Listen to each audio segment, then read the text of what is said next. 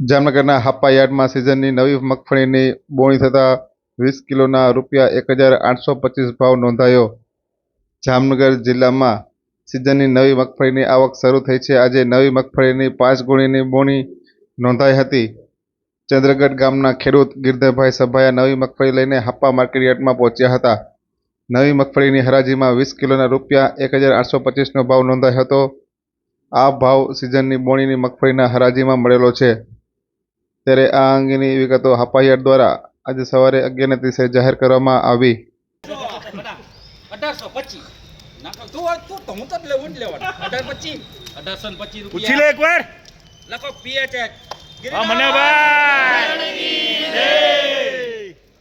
જામનગર તાલુકાના ફલ્લા ગામ ખાતે રહેતો શખ્સ પિસ્તોલ સાથે ઝડપાતા પોલીસે કાર્યવાહી કરી. જામનગરના પોલીસ વિભાગ દ્વારા આજે બપોરે 12 વાગ્યે જાહેર કરાયેલી વિગતો મુજબ જામનગરમાં તાજેતરમાં દેશી બનાવટના 3 હથિયાર અને 7 કાર્ટ્રિજ સાથે એક શખ્સને એલસીબીએ ઝડપી લીધો હતો, જેમાં 2 બિહારીની સંડોવણી ખોલી હતી. આ બનાવ તાજો છે ત્યાં જામનગરના સ્મશાન તરફના રોડ પરથી ફલ્લા ગામ ખાતે રહેતા શખ્સને પોલીસે દેશી પિસ્તોલ સાથે દબોચી લેવામાં આવ્યો છે અને હથિયાર બાબતે સઘન પૂછતાછ ચલાવવામાં આવી રહી છે.